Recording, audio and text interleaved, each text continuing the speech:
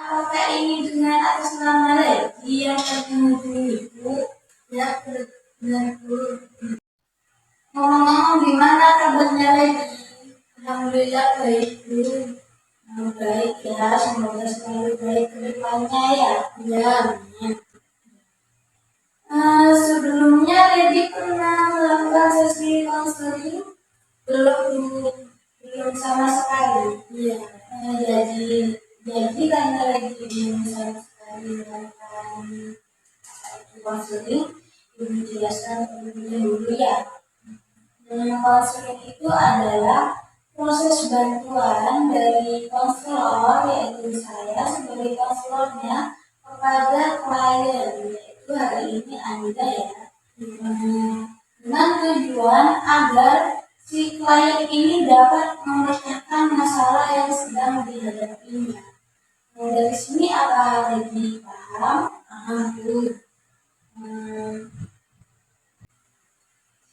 Ya, Bu paham. Tapi saya takut nanti kalau saya cerita sama ibu, masalah saya jadi banyak yang tahu. Untuk hari itu, Lady nggak perlu khawatir, karena dalam konseling tersendiri ada beberapa asas-asas yang dipegang teguh ya. Di antaranya ada asas kerahasiaan, asas kesetaraan, asas kemandirian, dan banyak lagi asas-asas yang lain. Salah satunya ada tadi asas kerahasiaan. Dalam asas kerahasiaan sendiri, konselor akan menjaga penuh rahasia konselingnya. Jadi nggak perlu khawatir untuk rahasianya akan tersebar ya. Ya. Oh iya, dalam konseling hari ini, ibu cuma punya waktu antara 20 menit sampai 30 menit saja. Apa lagi setuju? Ya, Bu setuju. Nah, jika nanti setelah 30 menit kita berjalan dan masalah lebih ternyata belum terpecahkan, kita bisa menjadwalkan ulang untuk sesi konselingnya ya. Jadi lagi sudah paham ya terkait apa tadi yang sudah dijelaskan. Ya paham. Oke, sekarang lagi bisa mulai bercerita apa yang mau diceritakan kepada ibu. Ya Bu, jadi begini Bu, saya kan punya kakak, saudara kakak laki-laki ya. Dia itu sekarang sudah semester akhir, waktunya pembacaan skripsi. Nah, kemudian saya kan sekarang sudah semester 6. Otomatis tahun depan kan juga pembacaan skripsi juga kan. Sampai sekarang kakak saya itu belum selesai skripsinya. Jadi saya tuh bingung, nanti kalau kakak saya tahun depan belum selesai, otomatis kan juga ngaruh sama saya. Kalau saya tahun depan juga skripsian, kan banyak tuh pengeluaran. Nggak tahun depan juga sih, sekarang juga banyak Bu yang bayar KKN, BPL, gitu-gitu tambah banyak biayanya.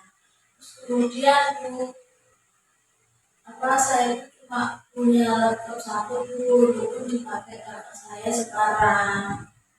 Nah, kalau tahun depan kakak saya belum selesai, otomatis kan laptopnya masih dipakai kakak saya. Tapi saya nggak ada laptop lagi, bisa mau beli baru lagi Bu, kan malah nambah biaya lagi Bu, tambah banyak lagi pengeluarannya. Jadi kamu khawatir nanti ketika kamu melakukan proses skripsi, tapi ternyata kakak kamu belum selesai skripsinya dan kamu kebingungan tidak ada laptop. Iya benar Bu, tidak ada laptop juga biayanya tambah banyak lagi kalau kakak saya nambah biaya lagi. Kalau tambah semester juga tambah biaya kan. Iya, jadi double gitu ya. Iya. Sebelumnya apa lagi pernah coba untuk cerita masalah ini kepada kakak? Sudah pernah terus saya tanyakan sama kakak saya, kenapa kok belum selesai gitu skripsinya. Terus saya tanya, terus dia jawab katanya judulnya itu belum di ACC sama dosen pembimbingnya, karena dosen pembimbingnya itu sibuk organisasi, katanya dia itu ketua organisasi di sana Bu, jadinya sulit gitu Bu untuk ditemui. Kamu tanya nggak ke kakak, masa sih dosennya sibuk terus nggak ada waktu buat membimbing mahasiswanya? Sudah pernah Bu, saya tuh sudah nyuruh kakak saya tuh buat kayak kayak cari tahu gitu loh Bu, apa cari informasi tentang dosennya, gimana bisa ketemu apa Anda gitu loh Bu. Malah kakak saya itu sering di rumah, nggak pernah di kampus. Dia kan kuliahnya di Jember kan Bu. Nah, jadi kakak saya itu nggak pernah ke Jember, di Banyuwangi terus, nggak pernah ke sana. Kalau nggak pernah kayak nyari-nyari tahu dosennya gitu Bu. Intinya kakak juga males ya buat ngerjain skripsinya tadi ya. Iya Bu. Tadi pernah coba bilang hal ini nggak ke ibu sama ayah? Sudah pernah Bu. Malah ayah saya itu nggak tahu kalau tugas akhir itu ada gitu loh Bu, kayak skripsi itu akhir itu nggak tahu ayah saya. Malah saya jelasin dulu sama ayah saya kalau tugas akhir itu ada skripsi, terus prosedurnya pengerjaannya itu gimana, udah saya jelaskan sama ayah saya lulus ACC dulu, terus itu harus sering-sering ketemu sama dosen pembimbing itu. Setelah ayah paham, ayah apa bertindak apa nih kalau kakaknya? Ayah saya malah saja, malah ayah saya itu nyuruh ibu saya buat kayak bilang gini ya, saya itu sama ibu bilang anaknya itu suruh cepat selesai, nanti kalau nggak selesai tahun ini malah nambah lagi biayanya, kasihan adiknya. Ibu sudah bilang seperti itu ke kakak. Sudah Bu. Terus saya tanya kan sama ibu saya, bilangnya gimana? Katanya dia juga udah bilangin kalau anak temennya ibu saya itu ada yang kuliah bareng sama kakak saya. Dia sudah selesai, malah dia selesai pertama Bu. Dan dapat reward itu loh Bu, karena selesai pertama. Terus responnya kakak gimana? Kakak saya kayak diem saja gitu loh Bu, kayak nggak ada gerakan gitu loh, mau ngawali perusahaan. Terus Bu, kakak saya itu kayak suka main kumpul-kumpulnya itu mainnya sama kayak lebih cewek umum aja loh Bu, nggak ada temen, saya lihat temen seperti dia itu nggak ada, malah itu temennya itu ada yang masih SMP, ada yang masih SMA, masih sekolah gitu loh pokoknya temennya, nggak ada yang sebentar sama dia. Jadi itu setiap hari main terus gitu Bu, malam main, nanti siang-siangnya itu tidur gitu Bu, nanti habis isya keluar terus Bu main sama temen-temennya itu, tahu kemana, kadang jalan-jalan gitu Bu, pulang sampai pagi, enggak, kadang tengah malam gitu baru pulang. Terus nggak sempat buat ngerjain skripsinya tadi? Enggak, saya nggak pernah lihat kakak saya membuka laptop itu, nggak pernah Bu.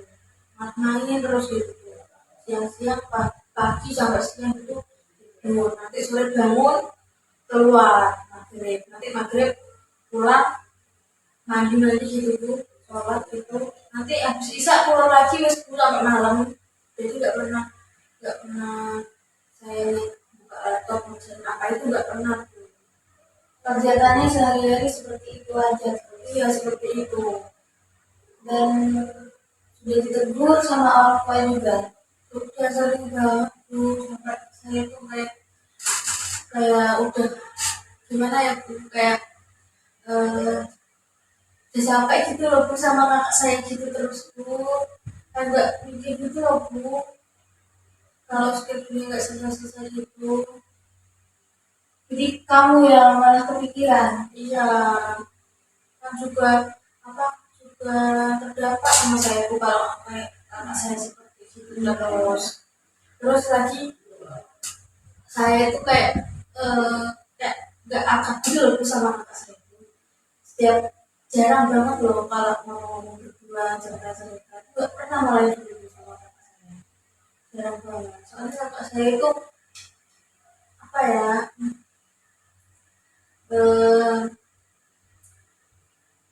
kayak bukan orang pendengar baik itu loh buat saya. Biasanya kan di luar kelas sana kan kayak akrab gitu kan bu, adik kakak terus kan akrab banget gitu. Kalau saya tuh nggak pernah, jadinya saya malas gitu loh sama kakak saya gitu gitu kayak yang terus gitu ya. Yang aneh gimana maksudnya?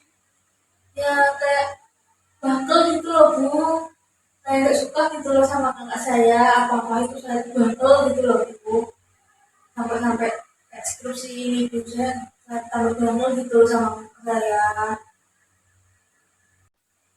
Oke, sekarang kamu merasa kecewa, sebel sama kakak kamu yang terus-terusan seperti itu. Dibilangin nggak nurut, terus suka menambah skripsi, terus juga bertingkah laku seenaknya, itu membuat kamu menjadi kesal. Iya bu, apa saya ngambil cuti aja ya bu semester depan buat apa biar orang tua saya itu gak terlalu banyak biaya buat saya, terus kakak saya juga.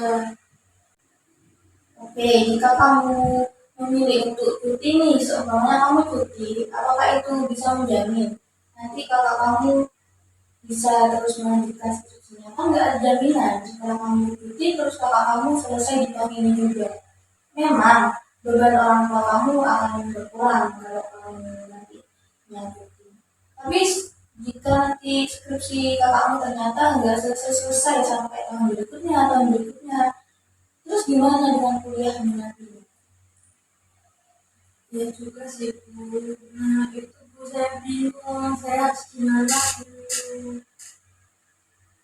Oke, sementara ini coba hmm, kamu semangatin dulu kakak kamu, tanya kendalanya gimana, skripsinya apa yang susah. Kamu udah coba tanya itu enggak?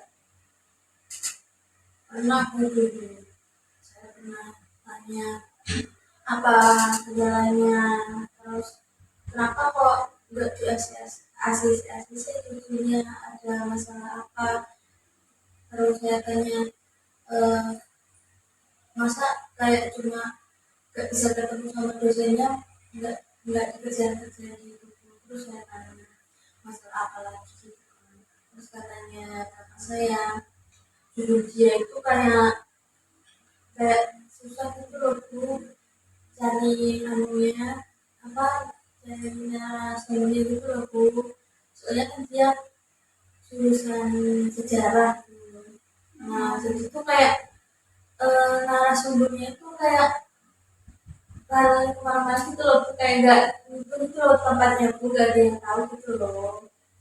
Nggak ada yang tahu gimana. Kayak sudah gimana, kayak tempatnya dia sekarang gimana itu kayak jarang yang tahu gitu loh bu. Dia belum menentukan tempat untuk penelitiannya. Sudah menentukan tempatnya, tapi narasumbernya langsung dari sejarahnya tempat itu belum ketemu orangnya gitu loh. Orangnya tidak ada ternyata di tempat itu. Nggak ada di tempat itu. Terus kenapa kalau kamu nggak coba cari tempat lain aja? Itu tuh saya belum nanya itu sama kakak saya.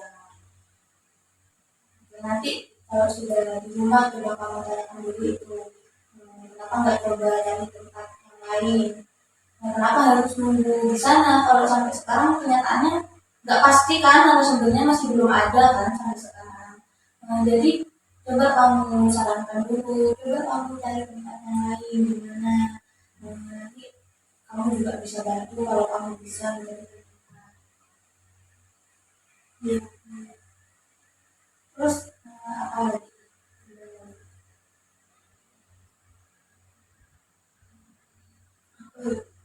Kurang tahu Bu. Ya itu tadi Bu, saya kan nggak pernah cerita sama kakak saya, jadi nggak terlalu tahu gitu loh Bu, masalahnya apa aja sama kakak saya itu. Kamu bukan tipe orang yang dekat gitu sama kakak. Iya,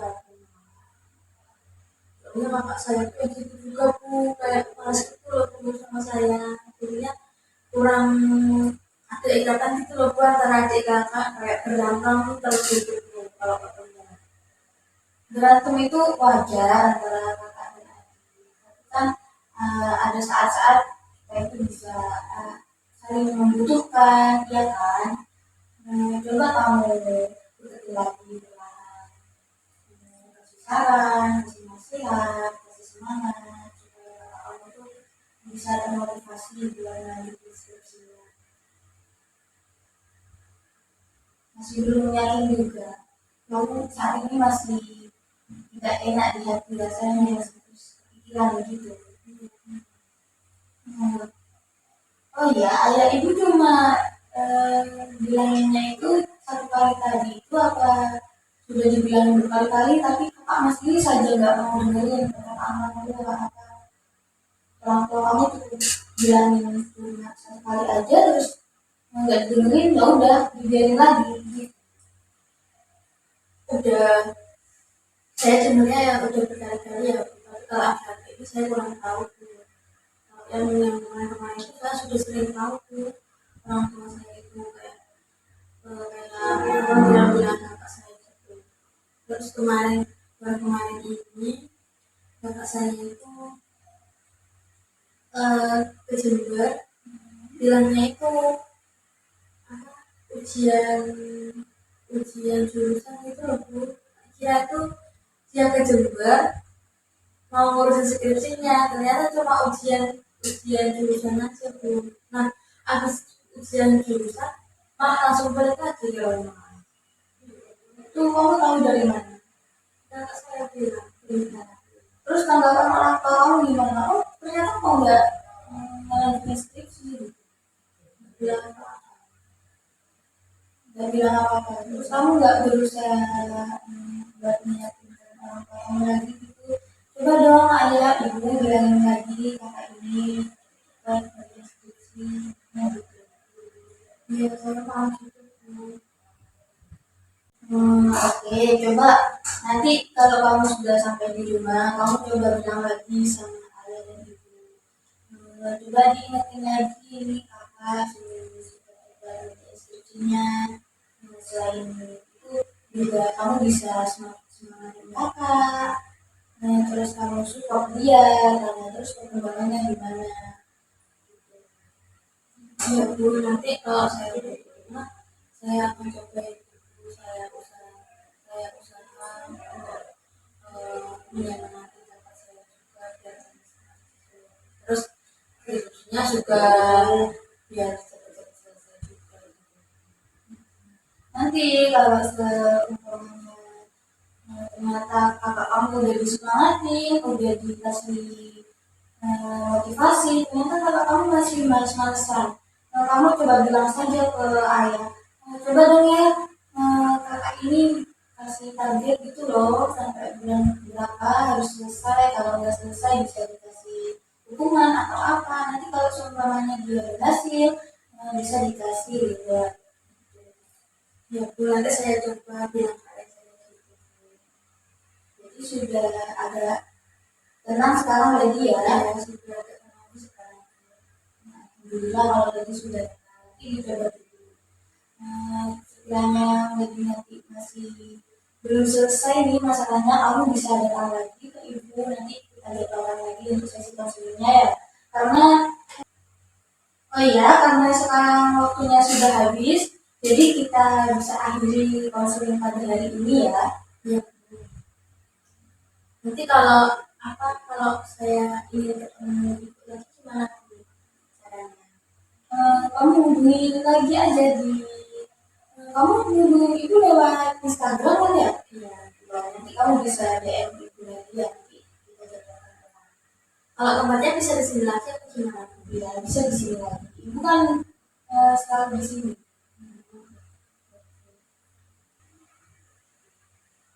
Oke, berhubung waktunya sudah habis, jadi bisa kita akhiri sesi konseling pada hari ini ya. Iya Bu. Terima kasih banyak ya Bu sudah sangat membantu saya sekali. Ya, sama-sama. Kalau gitu saya izin pamit ya Bu. Nah, ya. Hati-hati ya. Assalamualaikum. Waalaikumsalam.